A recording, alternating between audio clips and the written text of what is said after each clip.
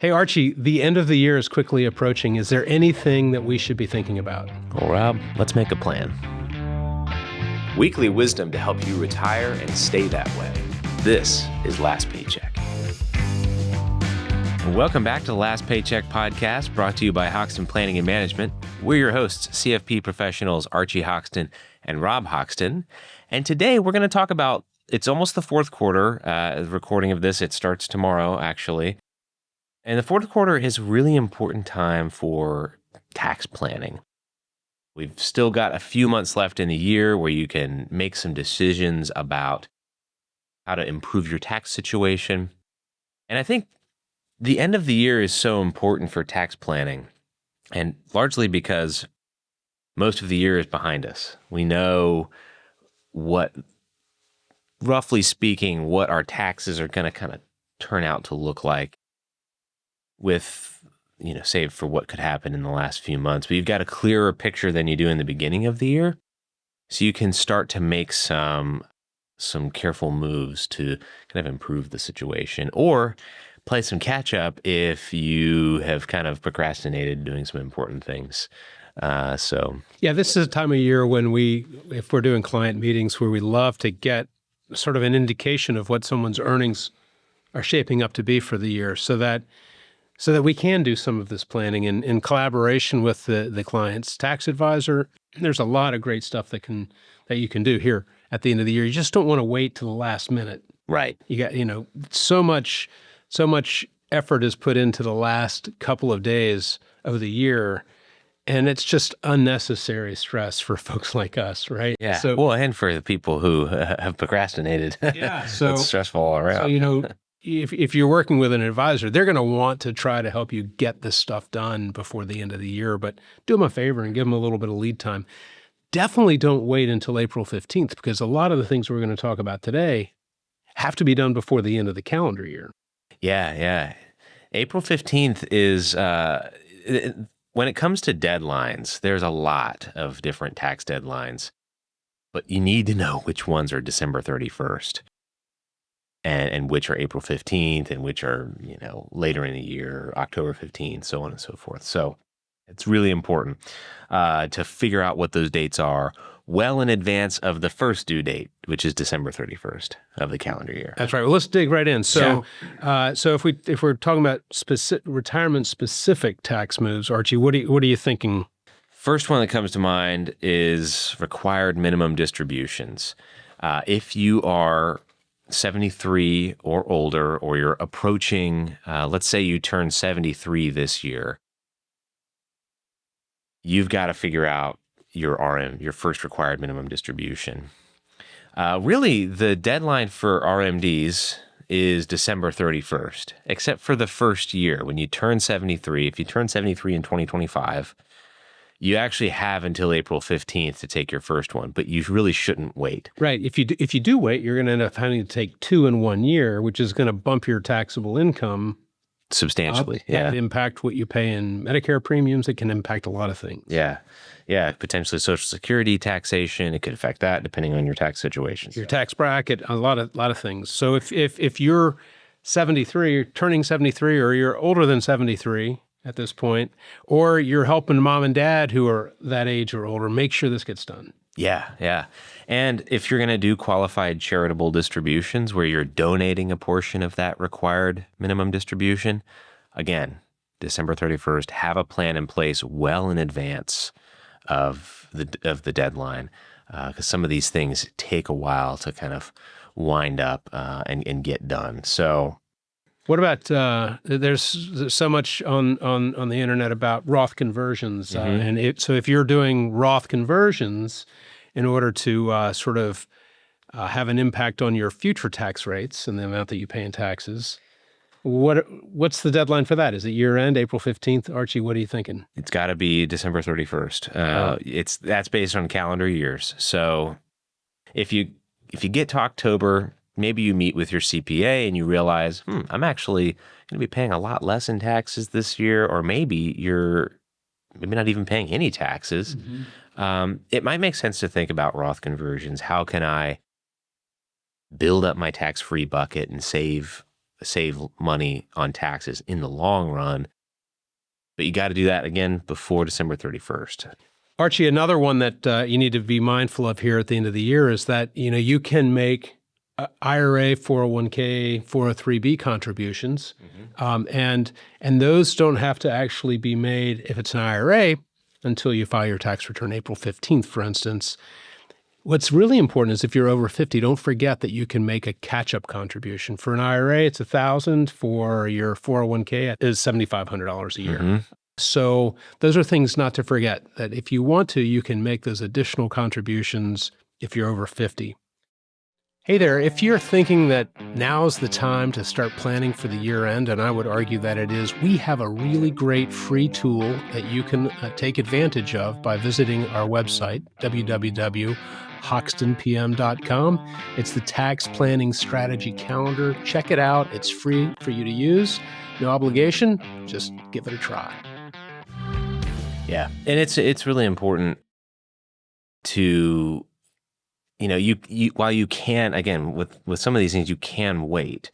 Keep in mind, just based on general cash flow needs, you may end up having to make multiple contributions the following year if you wait. So to kind of spread it out, making sure that you're I think it makes sense to stick with a calendar year approach to these things, be maxing it out. That's more time in the market. So, yep. So another key area is with investments. So when you get to the end of the year, again, you kind of have a clear picture, right? How many capital gains have you realized for the year? How many capital losses have you realized for the year? And then also you kind of have a sense of what capital gains bracket you might fall into. So there's two things you can do. On one hand, if you see at the end of the year, you look at your accounts and you see, there's some positions with losses. It might make sense to harvest those losses. In other words, sell that fund and buy a similar fund, or sell that stock, buy a similar stock, so on and so forth, and harvest that loss, which can be used for future years. Another consideration would be to actually harvest some gains. So let's say you get to the end of the year, you kind of have a good sense that what capital gains bracket, long-term capital gains bracket you'll fall into. Maybe you fall into the 0% long-term capital gains bracket. You might intentionally harvest some gains, knowing that next year might not look the same. You might be in a different bracket. So go ahead and harvest those gains without any tax. A couple of things to be mindful of. If you do harvest losses, you have to stay out of the investment that you sold for at least 30 days. Right. It's called a wash rule. So you want to make sure that you stay out of that investment. You can buy a similar investment, but stay out of that for at least 30 days in order to avoid having the tax impact reversed. So that's something you want to be super mindful of when you're doing that. Yeah. That can be kind of a deal breaker on that strategy. So think of it from the long-term perspective.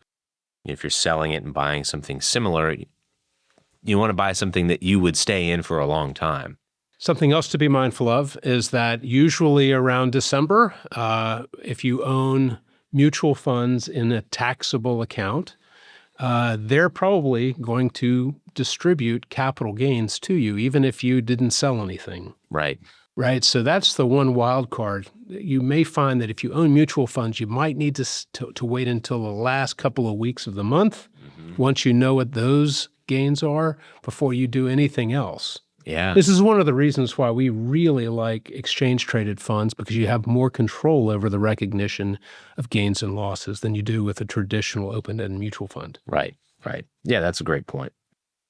How about giving, your charitable giving and giving to family and things like that, Archie? Yeah. I mean, we have many wonderful holidays that are at the end of the year. It's a great time to give money away. If you're in a strategy of using the gift exclusion to give money to family members or friends or whoever, that you can use, that could be a good time to do that. Really, the powerful, I would say, from a tax perspective for most people, strategy would be either qualified charitable giving. Which if you're over 70. If you're over 70 and a half. 70 and a half, rather, yeah. you can do that. And that can be great. That's giving directly from an IRA to a charity. Another would be doing something like charitable bunching, where you give multiple years of charitable gifts in one single year. That can get you a much, much larger deduction, where otherwise maybe you wouldn't get any deduction.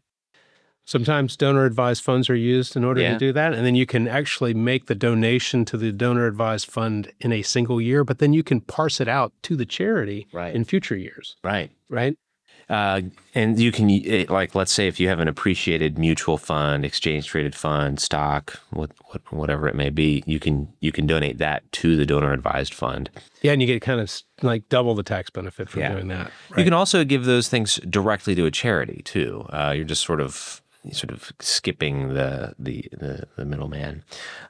So those are good ways to kind of maximize your charitable giving at your end as a tax planning piece. So, Archie, what is the amount that you can give to a non-charity, a person, family member, or whomever, without having to worry about the gift tax exclusion?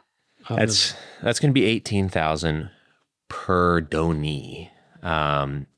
Which means per person receiving the gift, unless if you're married and you elect gift splitting, which doubles that. So 36. So if your mom and I wanted to give you some money, we could give you up to $36,000. Right. If we were to give it to your wife and children, then that $36,000, if we do the gift splitting, could apply to each one of those. So you could very quickly end up with a very sizable gift. Right. If that's something that's of interest to you. And that's just the amount that you can give without filing a gift tax return. If you go beyond that, you're not likely to owe taxes in most cases. You just have to file the return, and you kind of eat away at your lifetime, the amount that you can give tax-free over the course of your lifetime. So, which, to be fair, is a pretty big number. Oh, yeah. In the many millions of dollars. So, there are a few other cool little moves that you can do here at the end of the year, things to be mindful of. If you're employed and your employer offers you a flexible spending account, if you have one, you probably know this. It's kind of a use it or lose it type of program. Yeah, don't lose it. Yeah. So definitely use it. You can spend it on a lot of different stuff. Yeah. Eyeglasses, hearing aids, a lot of different things. Read through what's allowed in the plan. And, sometimes there's some interesting health-related things you can do. So, definitely use it. The older I get, the more I realize how much I can spend on healthcare-related things. When I was 20 years old, there wasn't much to spend, but, things get more expensive as you get older, so... Another would be HSA. If you have an HSA, if you have a high deductible health plan, that's the basic requirement for an HSA. If you have a high deductible health plan and you don't have an HSA, watch our video that we did on HSAs.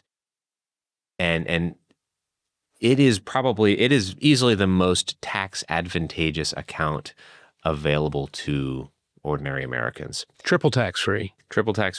You get the tax deduction on the way in, you get tax-free growth, and if it's used on medical expenses, you get tax-free withdrawals. And if you don't use it on medical expenses, after you're 65, you can use it on anything with no penalty. You just have to pay ordinary income tax on it. So it functions almost as this hybrid between an IRA and a Roth IRA with a sort of medical purpose to it. Open one if you have the option and contribute to it before year end. That's another great tool for tax planning. Yeah, and the others would be just making sure that, one, if you don't have a CPA and your situation, you have some questions, consider working with a CPA, because you can do some year-end tax planning that's more specific to your needs. And maybe find some opportunities to save some money, to make some last minute decisions that affect your tax bill in the coming year. And if you can avoid making last minute, start planning now. That's one of the reasons why we recorded this episode at the beginning of the fourth quarter. Yeah. Make your CPA, make your financial planner happy, and start talking to them about it now. And then while you're rummaging around through all of your financial stuff, why not also just double check your beneficiary designations? This is a great time of year to take a look to make sure that if something happens to you, the people that you want to receive those monies are the ones that get it and not Uncle Sam. Yeah, that's a great thing to do every year. Really, we all ought to be better at checking our beneficiaries. And because sometimes a life event happens and the beneficiaries are kind of the last thing that you think about. But they really ought to be one of the first, I would say, because that we don't know how long we've got. And so you want to make sure things are squared away, ideally every year. So, well, that's about all the time we have.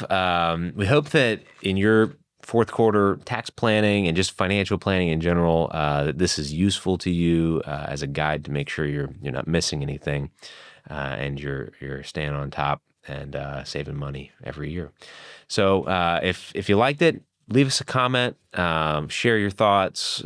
If you have ideas for episodes that you'd like to hear, leave it in the comments.